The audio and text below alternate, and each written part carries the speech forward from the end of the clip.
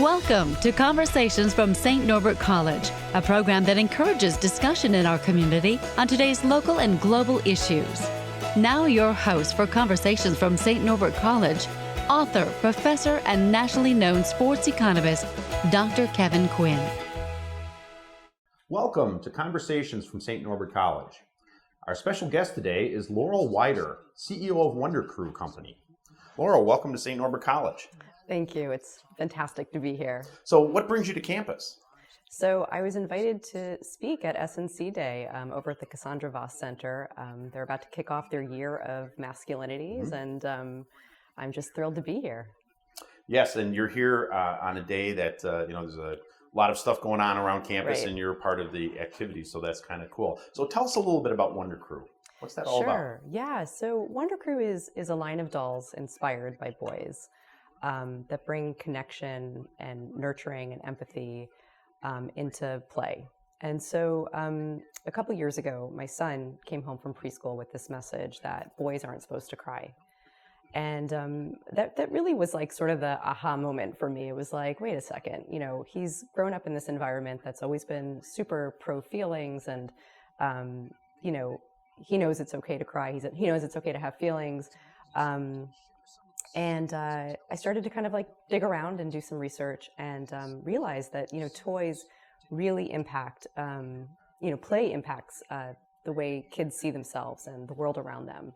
And so that means toys, really have the power to influence our kids. And I really couldn't find anything that was marketed to boys that gave them the green light to express themselves, have feelings, nurture, stuff that you would think is pretty basic. So, if you walk down the pink aisle at the toy store, sure, you'll see lots of that sort of thing, right? Lots of, opportunities for little girls to play with things that emphasize that. Absolutely. Boys, it seems to be trucks and, in my day it was toy guns. I don't think that's true right. anymore. But, blowing stuff up and generally causing mayhem and destruction, and not a lot of toys that would encourage that nurturing aspect. Right. And actually, there still are quite a bit of toy guns. But back to the topic, there just wasn't anything. And, there have been a lot of great movements recently in the toy industry to kind of do away with labeling toy aisles, for boys and for girls. And, this movement of gender neutrality is awesome, but we still have a ways to go. So currently, if you go to, a large store, the dolls will be found in what is still considered the pink aisle.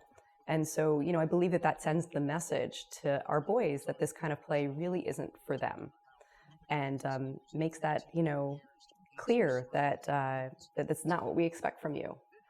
And I think that's a problem. So how do these? So tell us a little bit about it's okay to call them dolls, right? Okay. They're sort of like yes. a cross between a stuffed animal and an action figure, as best right, as I can right. tell. So we've actually used the word crewmates, Crewmates. To kind of get away from the word doll. Actually, in my research, I learned that the word doll is kind of a four-letter word in more ways than one. And something that kind of detracts both parents and kids from this type of play. So I thought to myself, well, hey, if it's just a word, let's just change the word. At least for now, this is not the battle. The battle is, or the aim is, to bring nurturing to boys' play, not to, normalize the word doll at this moment. So they're 19-inch plush. Is that right? So they're actually 15-inch. 15 I wish I would have brought one with me. Yeah. They're 15 inches tall. They've got a vinyl head and limbs, but they've got this really sweet, soft thermal body. So, which makes them really huggable and easy to nurture. And there are right now 3 or 4 different characters. Maybe that's a crewmates. Right. So right now we actually just have Will, our first crewmate. But this fall we will have a total of 3 crewmates, and those will be revealed in a couple of weeks. Okay. So tell us about Will. Sure. So Will's our first crewmate. He's the one that we put up on our Kickstarter campaign, and people just fell in love with him. And he's really circulated throughout the country. He's actually in all states. We've shipped Crewmates everywhere, and he's all about friendship and adventure. Each of our Crewmates actually comes with a matching piece of adventure gear for the child to wear. So with Will, who comes in our superhero adventure, we've included a child-sized cape and mask, which really does, bring in more of that imaginative play, and also just that experience of like, you're my friend, you're my peer. If you think about like the traditional action figure, and there's nothing wrong with action figures, this is more of like this is different kind of play. But if you think about action figures, a lot of times kids, especially boys, look up to them, they admire them. But like, what is it that they're admiring? I think that's like the first question. A lot of boys admire their strength. And it's just not always like the best representation of being male. Wonder Crew is providing kids with a peer, a friend. It sounds so simple, friendship, right? But it's actually something that hasn't been out there in a while that's been marketed to boys. The whole superhero thing is interesting. I grew up with comic books, and Marvel comic books in particular, which were full of superheroes that had all kinds of superpowers, etc. Mm-hmm. Before that were the Superman things, and Batman was a television program when I was a little kid, and one of my prized possessions as a child was the Superman, cape and shirt and tights and all that sort of thing. And, I remember jumping down the stairs with the cape flying in the wind, which I could only do when my dad was watching us because my mom didn't want any part of that. But there's something that resonates that actually we've rediscovered in recent years through the Marvel movies, etc. What do you think that is? I mean, why is it that those, Iron Man and Captain America and all those folks, all those characters seem to have become so popular again? That's a great question. I guess my gut response is, it's the fantasy, it's the adventure, the imagination, and I think there's something about doing extraordinary things. And I think it also just taps into, a piece of all of us. We all wish we had these superhuman qualities. And I would actually venture to say that we actually do. And so I think that there's like this little spark of magic, that happens, especially like when I've seen kids interact with Wonder Crew and Will and dress up. It's like all of a sudden, in a kid's world, it just everything changes. They're not just, rescuing the teddy bear from the sofa or something like that. They're just all of a sudden in this other world. And I think it's the dress up component that really, brings that in. But to answer your question back to superheroes, I think these are qualities that we all have, and we just get to see them on the big screen with Marvel, which is really exciting. So you told me just before your son is now 5, right? Yes. So were you experimenting on him with the various kinds of ideas that you had with the Crewmates? Definitely.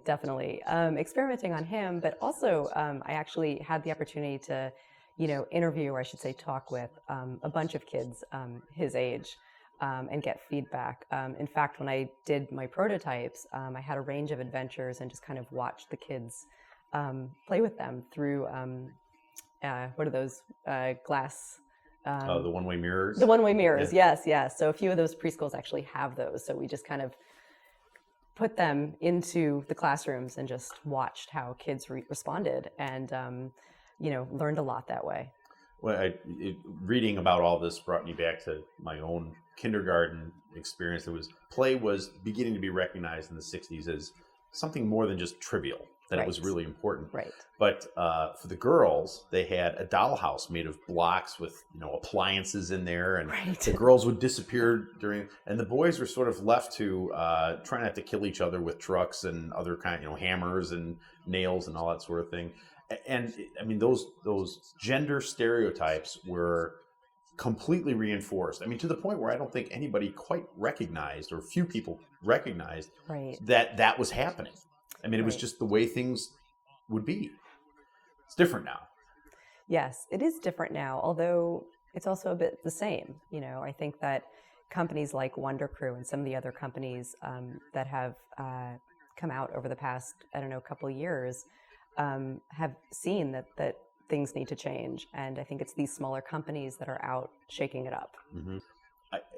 We've never really solved the problem, nature versus nurture Sure. on this, right? I mean, are boys and girls born, in your opinion, blank slates that we install software, or do you think that there's hardware differences between them that we reinforce with culture?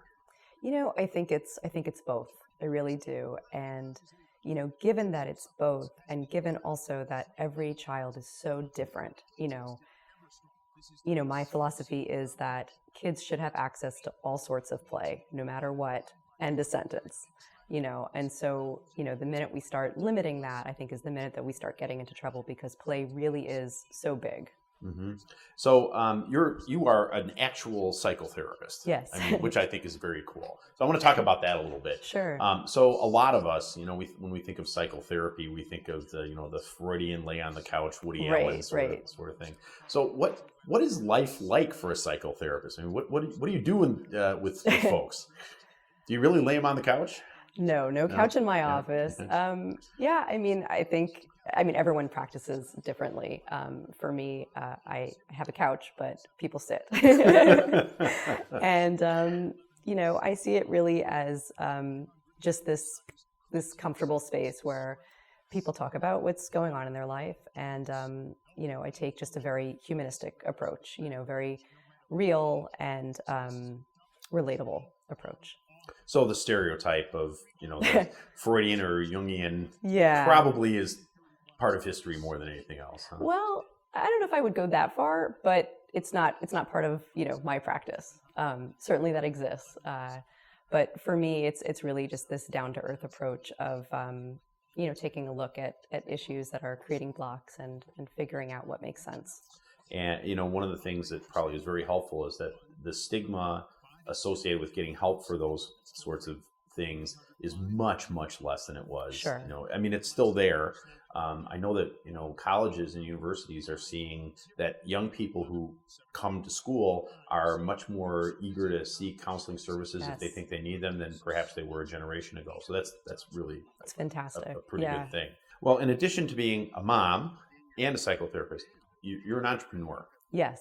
And we are here at the college getting off the ground, more work in that area. Unfortunately, Wisconsin was 50th out of 50 states in entrepreneurial activity, according to the Kauffman Foundation recently. And I think it's time for us to do something about that. Mm-hmm. So talk a little bit about your own experience. So you started off with this aha moment. Right. And then here you are now, you're actually selling a physical product. I think I saw that you're looking to ship it internationally as well. Yes. Mm-hmm. That's quite a journey in a couple of years. So how did you get to that point where you said, you know what, I'm not just going to do this here. I'm going to make a product out of this. Right. Well, like I said, I did the research. I felt really good about the product once I was able to really identify like what it is and why I really believe it would work.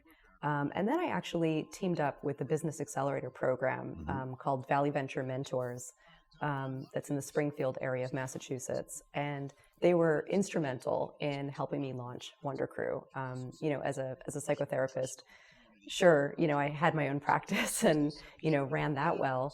But, to start a business that was, a completely different venture and required skills that honestly I didn't have. But I'm really good at asking for help. And I've actually learned that has served me probably the most out of anything. So just, showing up, saying, here's what I want to do. Teach me, help me, and I was completely welcomed in. I was accepted into their inaugural accelerator program. Oh, you were a guinea pig. Yes, and a grateful guinea pig at that, because it completely helped me with my business and really launching Wonder Crew. I also did a Kickstarter campaign, which was incredibly exciting and overwhelming. Literally in 30 days, Wonder Crew received over 600 pre-orders from like 36 states and 5 continents. And there was just, a ton of press and excitement around that. And then I had to deliver, and so finding the right manufacturers and having everything in place. There's just such a a structure that has to be set up to make all this happen. And I, was able to bring the right people in to help advise me on that. Well, let's talk about the Kickstarter thing. Sure. Yeah. I'm not sure that there's anything more 21st century business than Kickstarter. Right. It really is emblematic of that. It's an artifact of the technology that's available, and also I think of the mood of a large number of particularly young people that they want to help out things that are worth doing. So you have this idea. I mean, you might not even have known about Kickstarter, but at some point you did. How did you get to the point where you actually put something up there? And I saw the video there. It was very, very well done. And I have a feeling that had a lot to do with, apart from the fact it's a good idea, but I think that you demonstrated that you could pull this off. So how did you get to that point where you actually put something up there and, press the button and cross your fingers? Right. So the beauty of the structure and just how to make all this happen was that Kickstarter actually makes you think about that. I was already thinking about that, but if you look at a Kickstarter campaign, you have your goals, you have your price points, you have your timeline, you have, you explain to people, this is how I'm going to do what I'm going to do. And so you just have to be completely prepared with everything before you launch that. But I'm not sure if I answered your question. You did. But you had to get some money to do that video, right? Unless you were able to find somebody who was willing to do it for free. People that can do that are really good friends to have. Yes. So I didn't have any of those friends, but I believed in the project enough and found somebody who also believed in the project enough to do it for a low fee. And, that I think that actually is a frequent story that I have to tell about Wonder Crew. Just kind of meeting people and telling them what this is all about, what the mission is. I'm just so incredibly grateful to the people that I've met along the way who have just, stepped in and have said like, yes, I will help you. Yes, I will do this. Yeah. Did you ever have moments where you thought, why am I doing this? Sure. Did you have those disappointments or, so talk about those and how you got through those. Yeah. So, it's really been a roller coaster ride, the getting everything together for the Kickstarter campaign. I just thought to myself, like, this is so involved. Is this normal? Like this amount of time? I'm not sleeping. Is this okay? Is this really what I want? And, when I kind of reflected back on the mission of the company and what I was trying to do and just how right it felt, that just gave me the energy and the momentum to keep going. Also, in the middle of the Kickstarter campaign, there was this lull that I think anyone who's done a Kickstarter campaign will tell you about, where it's like all of a sudden, where did the people go? And it gets really scary. But then, something else just kind of came out and helped it along. Press or something along those lines. And again, it just seems to be like part of the Wonder Crew journey. It's like, and perhaps part of the startup journey, for other people too. When you have something that just works, and something that's authentic and it just finds its way. One of the pieces of advice that I give young people is it's fine to make a lot of money, but if that is what drives you, that probably won't work. Right. It's about trying to do something else, and money is a byproduct, or maybe even just a way to keep score that this is that this is kind of a cool thing to do. So, on the other hand, what were the moment? Do you remember the moment where you thought, "Oh my gosh, I'm pulling this off"? Right. Do you remember that? Was there a moment that you felt like, "Oh my Lord"? Yeah. Well, certainly, succeeding with the Kickstarter campaign, I thought, "Wow, I can't believe we just did this. We just raised this amount of people once, has asked to have a crewmate. They've purchased a crewmate. That was incredible. That was a lot to celebrate. And then there were like moments along the way after that just kind of, further illustrated to me, like I'm on the right track. Things are going well. Maybe things aren't happening as fast as I would like. But that's also just partly my personality. For example, being invited to speak at the White House. wow. You know, at first I thought it was a prank call. So I mean, literally out of the blue, someone called Literally you out and of the said, blue. you know, we'd like to have you at the White House. I would think the same thing. Yes. Yeah. So I just thought like, oh, okay, so some sort of weird marketing move on this person's behalf, you know, like what are they talking about? But that was a real thing. So you went to the White House, and my understanding is you were part of a panel to talk about issues with kids and gender in play. Is that Yeah, that was it. It was about breaking down gender stereotypes in toys and media, and Wonder Crew was invited to be one of the keynote speakers, and the other toy companies there were Disney and Mattel. So, you know, to kind of be, you know, in that company was incredible. So they sent a limo for you? Not quite. No, but just I'm fascinated by that. So how did that work? I mean, you took a taxi and got out and kind of pushed through the tourists to get to the front gate, or how did that work? Well, there was a separate conference center, and you know, I just flew out the night before, and you know, went through a bunch of security, and went through a bunch of security prior to that. It's all about security. Oh yeah. And showed up.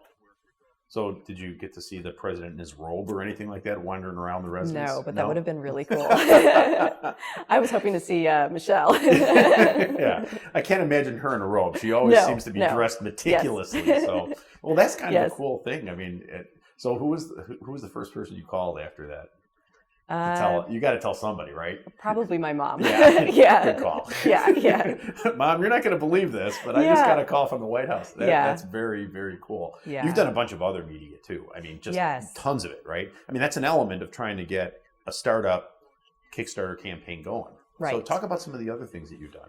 Yeah. So, I mean, prior to the Kickstarter campaign, I basically just reached out to every parent blogger that seemed to have sort of a mission similar to Wonder Crew's.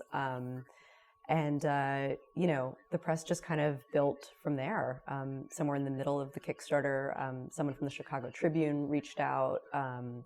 You know, it was, I would say just every morning I would get up and, you know, have a list of people that I wanted to contact. And, you know, the cool thing is that there are so many incredible people out there. So many people to contact, you know, and I just kind of just kept going. Did you do that yourself? Did you hire a press agent? No. So was that a skill that you knew that you had? No. In fact, I'm not sure if I should admit this, but I learned how to use social media probably, I don't know, a couple months before Kickstarter. So, I mean, I wasn't really hooked into that world. The purpose of me learning it was for Wonder Crew. Facebook, Twitter. Twitter is still very strange to me. You know, all of that. And I see how effective it is. It is amazing. And the immediacy, of course, you know, it's easier to make mistakes. Sure. You know, I mean, and in fact, it's hard to imagine that you'll have a company or an organization that doesn't screw up at some point. Recovering from that in an authentic way is usually a hallmark of a really good organization. Right. Now, the flip side of that, of course, is that you're in waters that are socially controversial. Mm-hmm. You wouldn't think so. You wouldn't think kids' toys would be, but I mean, clearly anything involving gender identity, especially now, is. So, have you been surprised by anybody attacking you for trying to undermine American culture? I guess not so surprised. I mean, certainly, you know, throughout the Kickstarter campaign, you know, as the message about Wonder Crew was getting out there, you know, I've had my share of like emails that were sort of like, oh, okay, that's how you feel about that. But, you know, I kind of knew, you know, that was to be expected. But I have to say that Wonder Crew's reach has really surprised me.